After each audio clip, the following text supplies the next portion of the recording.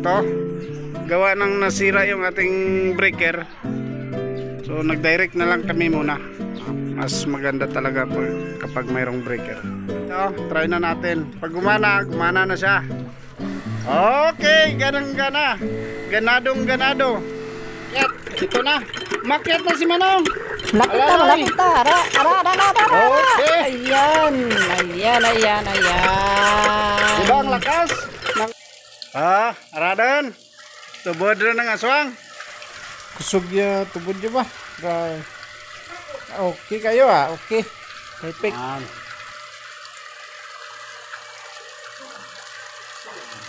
Lubimak. Try natin. Hello ka-times. So ngayon ay mayroon tayong water pump na ito. So may tabo. So bago ito guys, lapit. Ito. I-unbox natin ito. Dahil ito po ay isab natin dyan dito kasi sira na ito. Kasi ito guys, nasunog ang kanyang coil. So nagbili na lang tayo ng bago para i-rewind natin ito para mayroon tayong magamit. So ito na, kinukuha na natin para mataod natin ng diretso. Ayan. Simple lang. Ito mayroon na tayong pressure tank. So actually yung motor yan na lang ang i-change natin. So yun, Evo yung una. So ngayon may tabo na ang change natin, kulay blue. So maganda rin ito kasi durable. Mayroon siyang ang model is Jet 100, 1 horsepower to 20 voltage. Ganyan. So mayroong outlet na 25. So ito yung kanyang details guys. So maganda rin ito. Yan, abangan nyo lang. Sundan nyo hanggang matapos. Ito yung kanyang sira guys Yan tawag nito, sunog na. Kanyang rewind. So i-rewind natin yung kanyang coil. Madali lang yan guys. Tingnan nyo mamaya pag rewind natin Pero lagyan muna natin ng substitute ito para mayroon tayong magamit. Ito yung ating source. Pinutol lang natin. Yan, papunta dito. So naka-ready na. Yan, abangan nyo lang. At sa mga baguhan, paki-subscribe na lang po sa ating YouTube channel.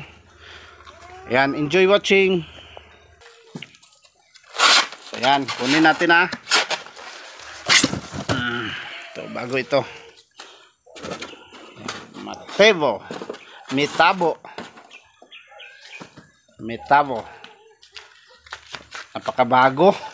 Napakabago kontra dito. Pero ito yung durable. Sadyang nasunog lang talaga kasi panahon niya na. After 5 years.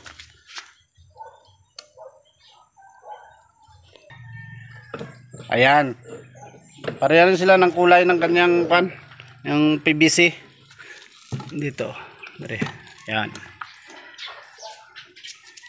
Diba? Blue na blue. Ayan. So ito, i-install muna natin ito.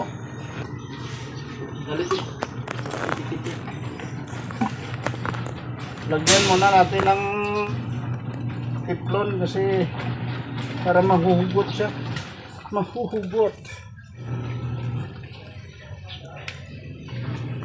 Kasi mahimo siya nga under size. Under size. Ito, gawa ng nasira yung ating breaker. So nag-direct na lang kami muna. Magbili lang tayo nito para mas maganda talaga kapag mayroong breaker. So okay na po ito. Ito, try na natin. Pag gumana, gumana na siya. Okay, ganang-gana. Ganadong ganado. Okay. Lagyan natin ng tubig. Ha? Sige. Iyo panay. Ganda no? Ang tunog. Tunog bago. Lagyan mo na ng tubig. Yan. So lagyan natin ng tubig. Yan. Dito na lang natin pinadaan. Ganda ng birada ni Manong. Sa kamay pinadaan yung kanyang tubig. Tinan nyo, umawas na.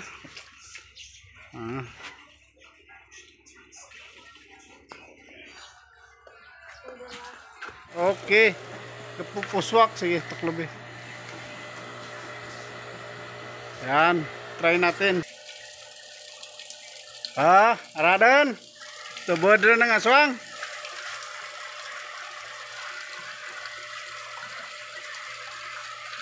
Yan.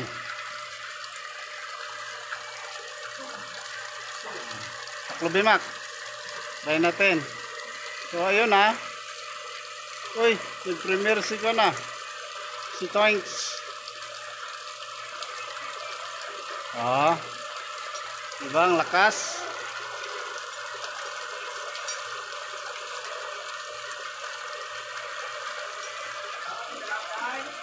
Okay. Kutang. Lagay.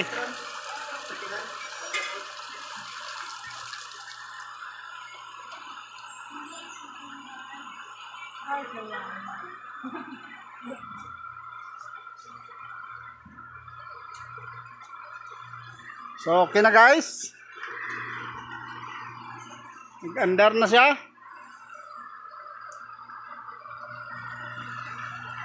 So, ito yung ating source. Dito tayo nagkuha ng ating source. Pero dalawa yung kanyang butas dyan. Preparasyon para sa pump. So, ito na. Ayun na yung luma. Pinaglumaan guys. Ayusin natin yan mamaya. Ayan. So, wala pa. Hindi pa ikot. Ganda ng tunog.